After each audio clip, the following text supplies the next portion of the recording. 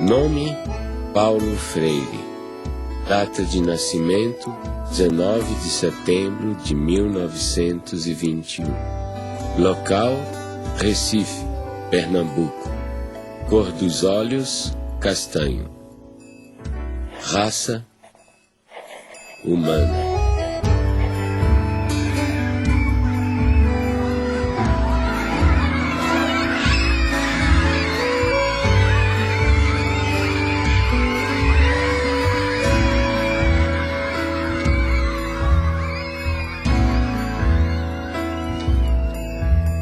Meu primeiro mundo foi o quintal de casa, com suas mangueiras, cajueiros de fronde, quase ajoelhando-se no chão sombreado.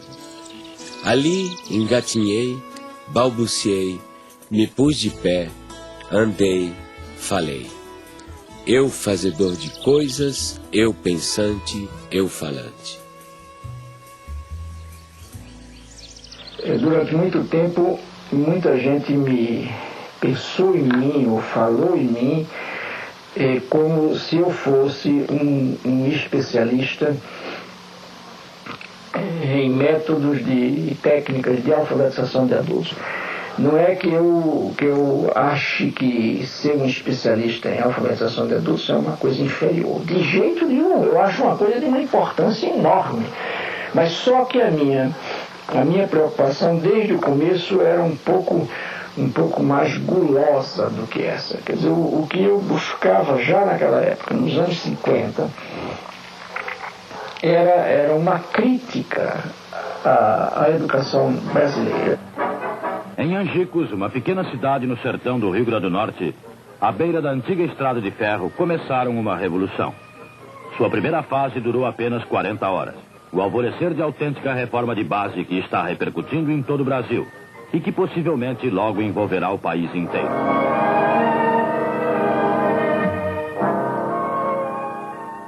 Eu tinha 6 anos de idade e tenho várias lembranças de lá, do Círculo da Cultura. Aprendi a ler sentada no colo do meu pai. Isso me fascina. Recordar o passado? Viver 2 vezes. Eu sempre soube viver 2 vezes. Ai, é sofrer? Não, é recordar é viver. Viver 2 vezes. Olha, pela maioria, eu sempre soube que era viver. Recordar o passado é viver. Recife. Ninguém mais pode ficar indiferente ao problema do analfabetismo em nosso país. As soluções aí estão. Não se pode recusar 40 horas a um homem que tem sede de saber, ou fome da cabeça, como dizem em Angicos, que precisa estudar, que tem esse direito até agora negado à maioria. Se lembra quando nós chegamos à cidade, a esta cidade aqui, para fazer aquele levantamento? A Neida era muito pequenininha, tinha 6 anos, nem se lembra ainda, né? Mas eu me lembro alguma coisa. Eu lembro porque passou um jipe com alto-falante anunciando que ia chegar essa escola e as pessoas não acreditavam muito. Eu vi minha mãe dizendo assim para meu pai que queria estudar. Ele disse, isso não chega pra gente não. Cabia a nós fazer um plano de alfabetização e educação de adultos visando 100 mil matrículas, uma maneira de mudar a situação. Nós fomos recrutados, participamos de um treinamento e a primeira providência nossa foi nós nos deslocamos para Angicos para fazermos o levantamento do universo vocabular. Então íamos de casa em casa e ao final selecionaram, ele selecionou em Recife as palavras geradoras. No conjunto delas estava contido justamente todos os fonemas da língua portuguesa. Começando do mais simples, por exemplo, em Angicos a primeira palavra geradora foi belota. Então você sabe, belota são 3 sílabas fáceis, mais fáceis, não é? E muito usadas. Então, a partir das palavras, quando nós vencemos todas as sílabas, aí começamos a formar as frases. Olha, a velocidade com que isso ocorre, na primeira aula de alfabetização, quando se vai escrever num caderno, a folha do caderno é insuficiente para escrever 3 sílabas. E o lápis fura a folha do caderno. Naquele momento em que eu comecei a aprender com a classe trabalhadora, o que significava ser uma consciência dependente, uma consciência política dependente. Um ciclo da cultura é o nome que nós demos, Paulo Freire deu, para substituir a classe de alfabetização. Porque na classe de alfabetização permanece aquele sentimento de A sobre B, ou seja, de um professor que dita, um professor que diz, que transmite uma educação bancária, entende? E alguém que recebe. Quando nós chegamos em casa às 10, 8 horas da noite, 7 horas da noite, os meninos estão endiabrados porque não comeram bem, estão sujos, não tem água para tomar banho. Os meninos estão com fome, chateados, cansados, aborrecidos e impertinentes, e nós não podemos deixar de dormir, porque no dia seguinte, às 4 horas da manhã, a fábrica apita para acordar o bairro inteiro. E aí dizia ele: agora, como é que o senhor vai querer que, com uma situação como essa, a gente tenha o diálogo que o senhor quer? E eu morto, quer dizer, o homem fez naquela noite uma análise de classe que eu não tinha sido capaz de fazer. Noite após noite, 1 hora por dia, aula, que é o voto. Quem vende o voto não pode mais reclamar trabalho. Quem vende o voto é a massa. Povo vota com consciência. A política, né, na época, havia muita pressão, né, aos movimentos sociais, e nós estávamos em pleno trabalho de alfabetização em 64, quando houve o golpe. E quem estivesse naquela escola estudando, quando viesse, aí pegava aquele povo todinho e levava, prendia. Sim, aí todo mundo ficou com medo, né? Eu sei que papai chegou em casa e disse: olha, minha filha, mamãe, você disse ajuda que for de papel, ajunte papel, lápis, livro, e faça um foguinho, bota em cima e toca o foguinho tudinho. Desse mesmo jeito eu fiz. A mesma coisa eu fiz. Eu peguei todo o meu material, que eu tinha os slides, tinha tudo. A pena que eu tenho, se lembra daquele projetor, que era um projetor a gás, que eu ficava até não sei que hora da noite bombando, e a lâmpada Coleman, tive que dar fim a tudo, porque eu enterrei no muro da minha casa. Tenho a convicção de que o Brasil seria outro hoje se essa atividade não tivesse sido interrompida brutalmente, pelas razões que foi, ou seja, para inviabilizar exatamente a emergência desses que o projeto político pretendia e conseguiu que continuassem como excluídos. O objetivo foi esse, não foi outro. Não era nada pessoal contra Paulo Freire, contra mim, contra quem participou dessa atividade. E eu sempre me emociono e fico me lembrando, porque aquilo era feito com o coração. Com amor, né? Com amor. Sei votar, aprendi a escrever meu nome. Tive em outras escolas, mas o que mereceu mesmo, que descolou mesmo, que eu me orgulhei em dizer eu não sou mais analfabeto, foi Paulo Freire. Paulo Freire colocou o oprimido na história. Ele deu visibilidade a alguma coisa que estava lá historicamente sendo invisibilizada pela cultura dominante. Então, pondo no palco da história o oprimido, ele estava fazendo um ato revolucionário.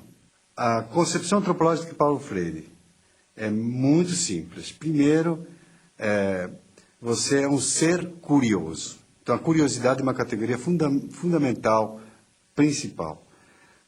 Segundo, você é um ser inacabado, incompleto, inconcluso. Portanto, você precisa do outro. Né? E terceiro, né, se você nasceu como um ser de ligação, conectivo com o mundo, e você comparte com o outro, né, compartilha com o outro o mundo, né, esse mundo está em transformação. Portanto, a antropologia de Paulo Freire está baseada na ideia de que o ser humano está em constante evolução e constante transformação. Primeiro, se nós somos um ser curioso, a primeira coisa que vamos fazer é ler o mundo. Então, a leitura do mundo é um princípio fundamental da teoria do conhecimento de Paulo Freire. A segunda é a tematização. Pegar aquelas palavras geradoras, aqueles princípios geradores, aquilo que o povo conhece, no caso do método de alfabetização, né? Aquilo que o alfabetizando conhece, e descobrir o que significa. E a terceira é a problematização. Você vê, a problematização é o momento culminante do método freiriano. Então, por isso que Paulo dizia, não quero saber de ser conhecido apenas como alguém que inventou o método. Porque, exatamente, o seu método está ligado à sua teoria de conhecimento e à sua antropologia. Professoras, professores, alunos e alunas, boa tarde. E nós já estamos em nosso horário de começarmos o nosso turno vespertino. Nós teremos as nossas atividades na sala do Lego, na biblioteca, atividades de agricultura, e com certeza será mais uma tarde de uma construção da nossa aprendizagem. Então, assim, ao iniciarmos a escola, fizemos a proposta aos servidores, aos trabalhadores da educação aqui. Vamos estudar Paulo Freire, vamos compreender a sua proposta de educação, essa perspectiva de humanização, de libertação, de conscientização. Então, assim, a escola não existia e depois veio Paulo Freire. Paulo Freire existia antes em nosso coração, como uma proposta de vida. E, assim, a proposta conosco, depois surgiu um espaço concreto para vivermos a prática dessa teoria. A gente tentando, e era difícil mesmo. Como pegar um aluno que vem da roça, passa 2 meses em casa, 1 mês só aqui, e fazer esse menino, né? Aí o jeito foi o quê? Mergulhar nas leituras e aprender com esses teóricos, né? E a base da gente foi Paulo Freire, pelo fato de ser uma coisa mais próxima da gente.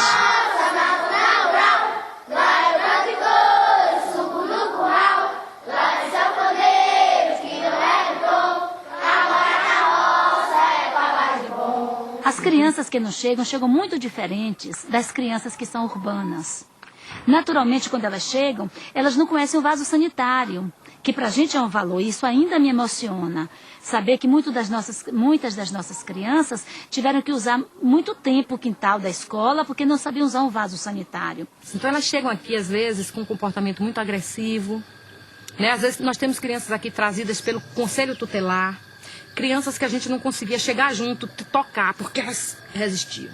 E hoje a gente vê, assim, transformação mesmo na vida deles, né? Hoje são crianças que sentam no colo, se a gente senta, eles vêm, chegam, sentam no colo. Crianças que a gente teve grande dificuldade para chegar junto. Ficou nervosa?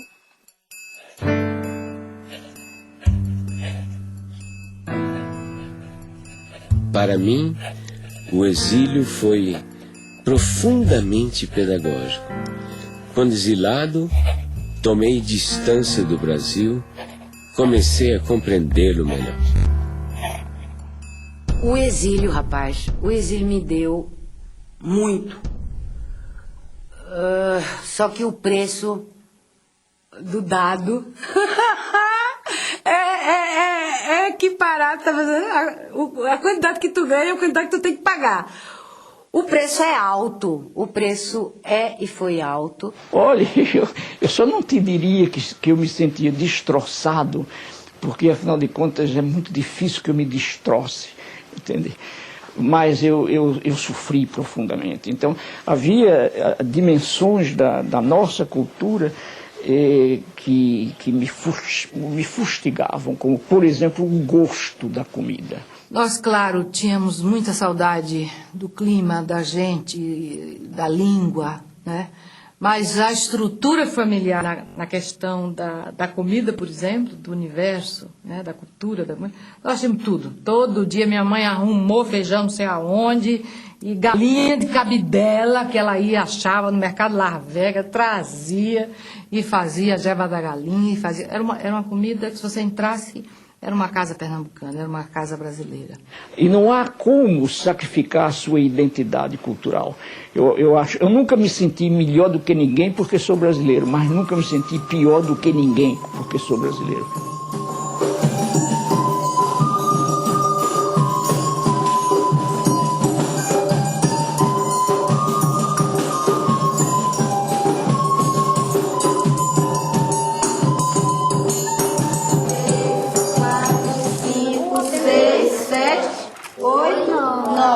A resposta vai ser o quê? Rede resposta. Quantas gudes ele dividiu?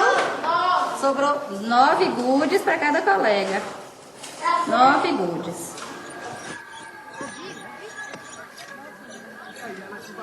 Isso aqui é uma ferramenta chamada sacho. Ele tem uma ponta justamente para poder fazer o quê? Para poder fazer a cova. Então nós vamos fazer a cova e a beterraba já está aqui. Nessa posição ela não pode entortar a raiz porque senão vai deformar. E aqui nós vamos fazer esse procedimento. Pronto, tá faltando. Coloque aí no local, um pouquinho mais, ó. A raiz ficou um pouco baixa.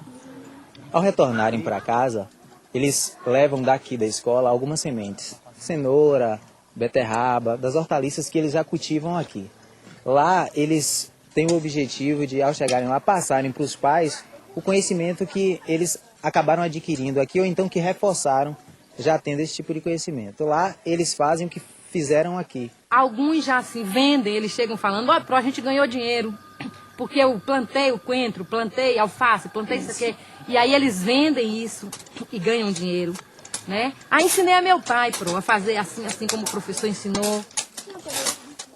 E ele sempre ensina, traz a semente da planta, ensina como é que os professores lá ensinam para eles plantar. Eu digo, já aqui nós plantamos diferente. Nós chamei a terra toda. Ele, não, mãe, não é assim. O professor lá ensina para nós fazer arleira, estamear a sementinha. Depois, se tiver junto, ele vai, arranca um pouco daquela muda para poder ficar mais embastido. Ele sempre conta tudo. O exercício de tornar-se capaz de ler e escrever exige de quem realmente aprende uma postura de sujeito que cria o seu próprio aprendizado. A comunidade freiriana, para nós, né, é esse conjunto de instituições, pessoas que partilham a identidade do legado de Paulo Freire, né? E o que significa isso? Na verdade, são associações, grupos, instituições que vão se formando no mundo. Por exemplo, Portugal e Espanha. Em Portugal ocorreu o Fórum Paulo Freire em 2004, este ano agora, 2006, né, na Espanha. Enfim, são centros de estudos, né, freirianos, né, pesquisas, espaços de formação educacional. Oi, Luísa Cortesão. Primeiro, quero te agradecer muito pela sua contribuição aí de Portugal nesse documentário. Gostaria que você falasse um pouquinho o que é que vocês estão realizando, a experiência freiriana do Instituto aí. Está a ver, portanto, são debates muito aprofundados e muito fundos sobre questões teóricas que têm que ver com problemas que são sentidos na realidade. Fizemos, o título é Exclusão ou Exclusões, e fizemos, por exemplo, uma análise de problemas de exclusão social, de problemas de exclusão na saúde, de problemas de exclusão na justiça, de problemas de exclusão no trabalho, de problemas de exclusão na educação, e agora se vai terminar com uma análise sociológica da problemática da exclusão. O que te levou a fundar uma cátedra Paulo Freire aí na Suécia, num local em que, digamos assim, há tão poucos oprimidos? Aquí en Suecia, después de los años 70, que la gente conoció aquí a Paulo Freire, hay un renacimiento de interés. Aquí en Uppsala hay un proyecto muy interesante de desenvolvimiento sustentable, medio ambiente, ¿no? Y esta gente está muy interesada en los esquemas de concientización, ¿no?, de pensamiento crítico freiriano. Efectivamente, he trabajado con grupos étnicos oprimidos, incluso grupos indígenas, con camponeses, con operários também, não? São dois traços de personalidade de Paulo. Primeiro, essa generosidade do menino aberto ao mundo sempre, que quer conhecer, essa alegria de conhecer o mundo. Segundo, a conectividade, que já é uma qualidade do adulto, a conectividade e a relação. Eu acho uma definição perfeita para qualquer ser humano decente.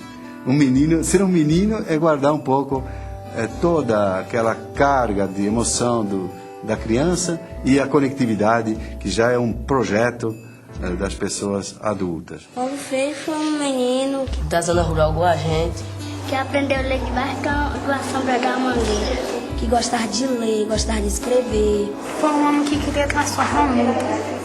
O momento em que o pai estava a trabalhar, né? Na famosa biblioteca, no espaço de trabalho dele, né? Eram momentos assim que as brincadeiras mais ruidosas nossas, né, tinham que ser, né, afastadas, porque o pai, quer dizer, são coisas que ficam assim, né? São mensagens, estás a perceber, que te marcam rotundamente o corpo, né? Ele era uma pessoa frágil à maldade humana. E minha mãe sustentava a reversão disso no sentido: acorda, Paulo! O que você está pensando da vida, Paulo? Que é isso? O mundo é isso mesmo, Paulo? O paizinho nunca foi assim um pai no sentido de um pai físico muito constante. Não foi, isso não tem problema nenhum, digo isso mesmo, porque assim eu o percebia. Mas, no entanto, estás a ver, quando o desgraçado estava presente, mas ele estava presente com interesse, que, putz, imagina, era amplamente suficiente. Um homem extremamente humano, né? Extremamente bondoso, mas que também sabia ser muito duro quando era necessário com as pessoas, né? Quer dizer, ele tem uma frase dele que diz assim: se alguém quiser me insultar, que me chame de santinho. No campo pedagógico é muito mais atual Paulo Freire, porque a Unesco, por exemplo, colocou os 4 pilares da educação do futuro, né? Aprender a conviver, aprender a fazer e aprender a ser. São esses 4 pilares. Isso está dentro da teoria do Paulo Freire. Só que Paulo Freire acrescentaria um 5º: aprender por quê. Contra quem, a favor de quem. Ele politizaria muito mais esses 4 princípios, 4 pilares da educação do futuro, evidentemente. Ele sempre coloca a questão do porquê. Vocês sabem o seguinte, que o computador ele é feito de partes.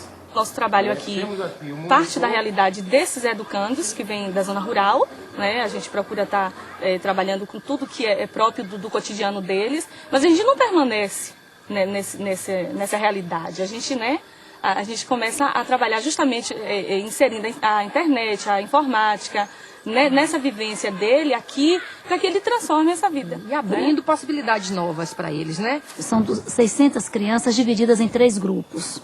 3 grupos de 200.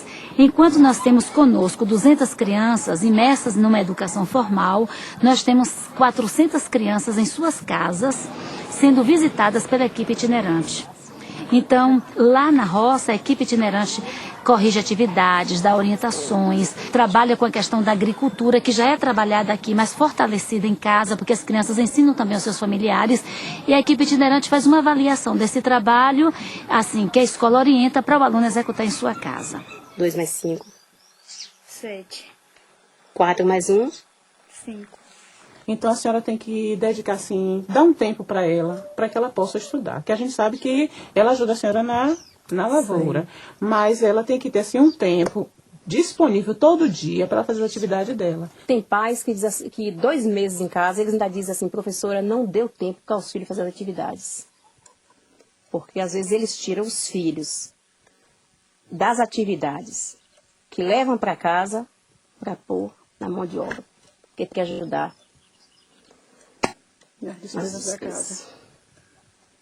Eu estou trabalhando agora com atividade de artes. E essas atividades é uma atividade que desenvolve a coordenação motora, cognitiva e também ajuda no desenvolvimento da criatividade de cada criança. O restante fica em silêncio e vai terminar a tarefa, tá certo?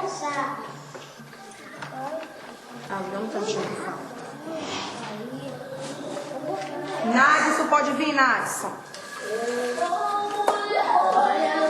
Dia sagrado, o mestre é ordinário, vai, o mestre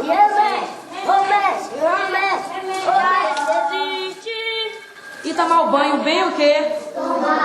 Passar o sabonete no corpo, atrás.